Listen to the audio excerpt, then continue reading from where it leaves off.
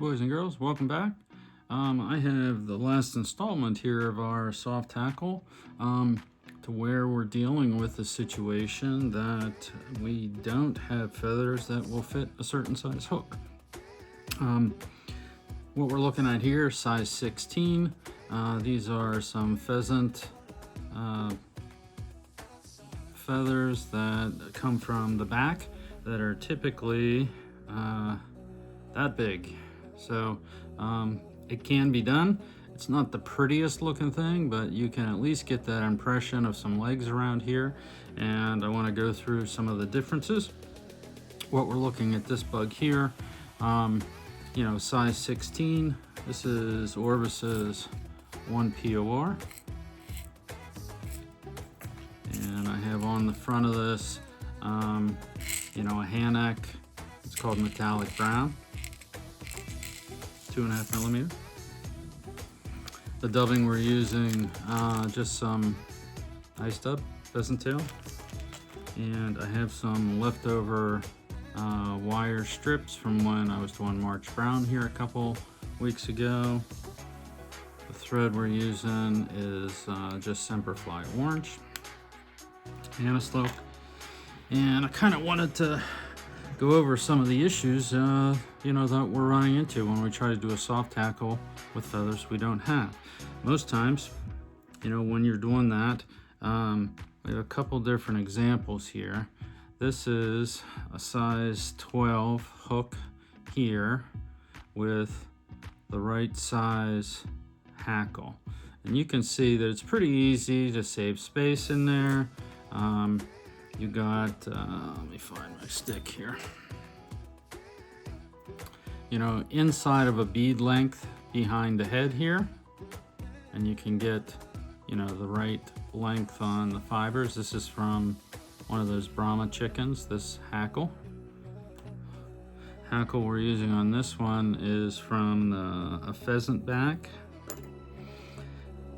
And when you tie those on, essentially you're tying the whole feather around the hook. If you've ever spun deer hair, typically you're going to put a stack on top of the hook like this, wrap it a couple loose times with some thread, and when you pull down on that, it'll actually make the fibers spin around the hook by design. Similar type effect that you can get with some of these longer soft tackles. It's really not that hard to get, a decent dispersion on what we're looking at. But the problem when we run into smaller hooks, if you want to weight them, how are you going to do that? If you put a bead on the front here, you can get that soft tackle behind it. You can always move that bead back. But on a size 16 hook, there's, very little room to start doing that. You can bulk up the body, put some lead wrappings or something like that on there. But if you're trying to use that bead as like a piece of your bug, like you want a head, it gets a little bit more difficult because you can see this one here, there's a bit of a ramp. You have the butt ends of all these feathers that you're tying onto the hook, and then essentially we're going to push them back and back wrap so that we can get them to stand up. So getting to do that creates some problems. You're not going to be able to get a bead up over this ramp unless it is a much larger bead, and you're still going to have to anchor that if that's the case. What if you didn't want to do that, or you want a different look? That's kind of the problems that you run up against. And this one here, what did I do with it? Oh, it's right here in front of me. Again, size 16 hook. You can see the hackle on there is, the right size, but you can't get a bead up there. So just to show you an example, I'm probably gonna fish this. Put the bead on the backside is what I did with this, but it kind of makes your bug look, a little wonky. I'm sure it'll catch fish, but you want it to make it look good. It's kind of what you're going to bump up against. So let's go ahead and get started here, and I'll show you how I go about, putting these on. Like I said, this is size 16 hook. This has got a 2.5 millimeter brown bead on. I think the one I showed you, that's a bigger size bead. That might be a 3 millimeter. I always try to make this as flat as possible because we want to be able to manipulate that a little bit. So when you get, you pull this pheasant feather off the back, you can see how long these fibers are. If you ever do this, if you get, call them raw feathers, right off the bird, most times you're going to have this little piece that sticks out on the back, part of the downy, the fluff. Save those. Those are a great feather, and I'm going to be showing you something to use, a new pattern to use with some of that. So just FYI. So when you're stripping this feather, okay, once we do get all the fluff and stuff off, you can see how long that is. And if you watch some of the other videos that I've done recently, this sizing, when we spread this out, put that up against the hook, probably about 3 times too long, okay? But if that's all you have, then what do you do? So I tell you to push all those feathers forward there. I guess that's kind of defeats the purpose. Push them back, I'm sorry, not forward. And we want to create, that separation, same amount of fibers on each side. And then we're going to cut this tip off like this and pull these feathers up like that. Okay, you want that little bit of a V in the center there because we're going to lay this across the hook like this, and then kind of fold these feathers down, size it as we go. We really only are going to need the very tips of these feathers, so maybe 1/3 of this. But let's get the string on there to get started. The problem you have with the bead like this, the bead can move. So I want to anchor this down a little bit. Just give it a little bump so that it's not going to be pushing back towards the feather. Get that lined up right.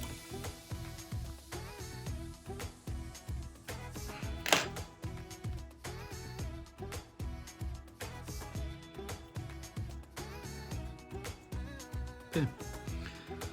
So the way I do this, I tie this in right at the back of the feather there. Now very loose. I want it on top of the hook. Okay. I put 2 loose wraps on there. And then I'm going to hold the feather so that the center is over the center of the bead. And we're going to try to pinch those feathers a little bit. Start to pull this back. And we kind of want them to distribute all around the hook. I know you can't see it so much with my fingers. Let's see how we're getting all those fibers that are going over the hook. And now we're just going to start to pull this back slowly. A lot of times it'll give real quick, so try to do it as slow as you can. Check your length there. Remember, we only want to hook length behind the bead, so we're going to be covering up a number of these fibers. It's still a little bit long there, but it's a good idea to try to pinch those fibers around the bead to give you a little bit of resistance when you're pulling on this, so that it doesn't give all at once. Okay, now we're only looking at the fibers in front of the bead. Okay, And that looks pretty good there. We're going to try to spin this a little bit, see how it goes around the hook like that when you put pressure on it. And we're gonna wrap this right up to the bead. Okay, we kind of want to put a nice tight wrap right up against the bead so that you can have a good anchor point for when we push these fibers back, you know, to create that flare. And we're going to cut the rest of that off. Make these wraps nice and tight. Now you could do anything from this point.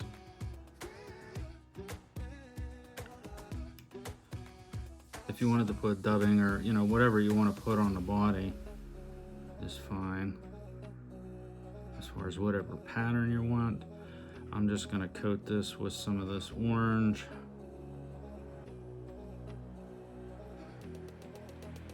Consistent body. That's pretty good to start. And then I'm going to get my wire.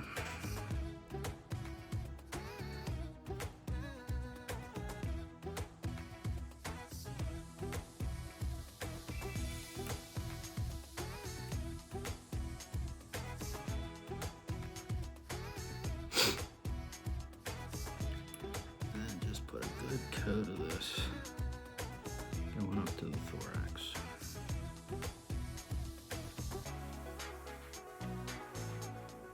Okay. Just gonna wrap this up. This one I just have open wraps on here. I don't have a lot of this wire on this little stub. So all we're doing is just creating a little bit of a rib against that orange background.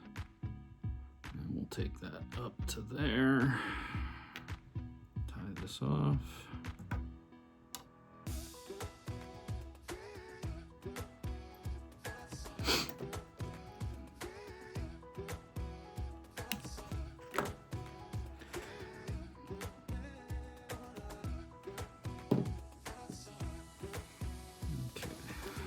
Give this backside a little bit of pop. Kind of want those wires to glow a little bit, stand out a little bit more.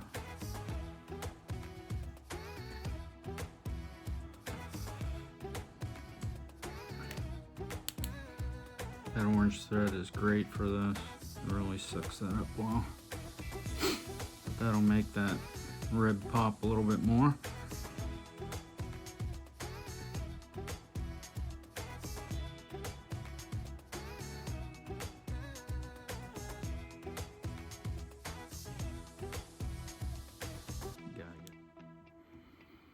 Okay, now we're gonna get some of our dubbing real light on this. We're going to put some behind the soft tackle and a little bit in front of it just to try to press it, you know, the right direction. So you can kind of pinch it between these two.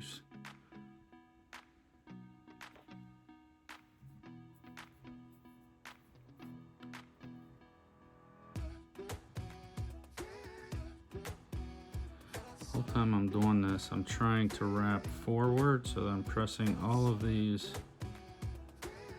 fibers forward. Keep that tension on it.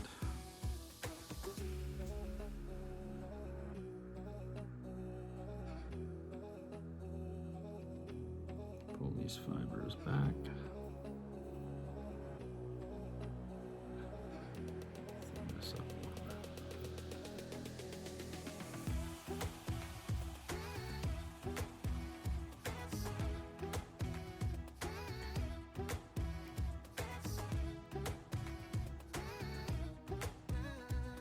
I don't need a lot in the front. Like I said, this is kind of a cushion almost to kind of squeeze that soft tackle behind so that it stays up properly. That should do it.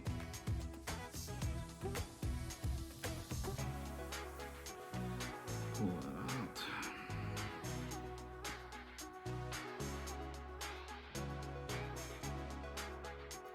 Cinch that down there.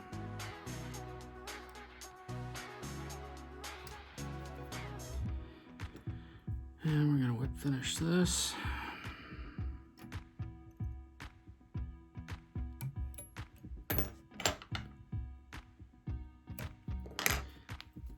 Now time for some preening.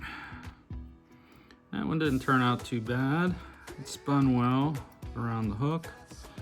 You can pick and choose how buggy you want this.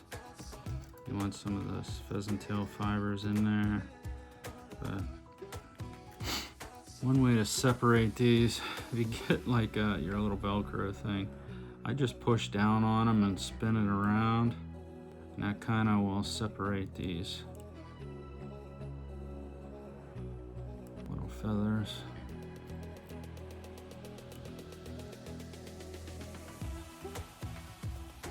There you go, boys and girls.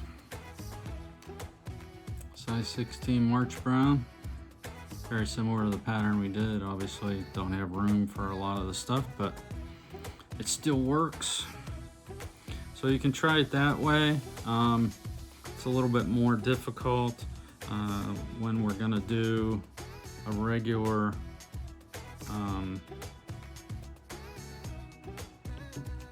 soft tackle. Show you this one here. And what we did when we were building this, same exact way as we did the other one. We push all those feathers forward is kind of how they're sitting on the hook, kind of like this. And if you don't have a bead there, you basically are going to take your bobbin, put it over the eye, and you can push those fibers back. Then you can wrap around it this way. If you don't have a bead in the front, that's the easiest way to do it. But then you could probably weight the back of this if you wanted to. If you're looking for something to get down on the column, obviously emergers a lot of times are moving towards the top of the column. So you want them to be, you know, a little bit lighter so that they're not sinking completely, but depending on what you're looking for, what you want to fish. I'll show you the right bug here. And yeah, the nice thing about doing it this way, and what I like about it most, is the colors of the hackle. I mean, the pheasant, you know, if you look at pheasant tail, here's some like church windows. These are the ones that are like off the back, real stringy, real long. It kind of makes these easier, but they're kind of like a bluish gray, a little bit of green color in them. It's just a nice little contrast. That's my typical soft hackle fly that I'm fishing. You know, like I said, the past couple weeks here I've been showing you some different ways to go about it, but tie some up, try some, see what you can make of it. There's a million ways that you could do it. There's no rule that says you have to do it this way. It really comes down to the pattern that dictates what direction you want to go. So there you go. Size 16 soft tackle March Brown. Tie some up. They're already catching fish for me. Should do better here once the weather gets warm and we start to see some more mayflies, you know, coming off. So thanks for stopping by, guys. We'll see you.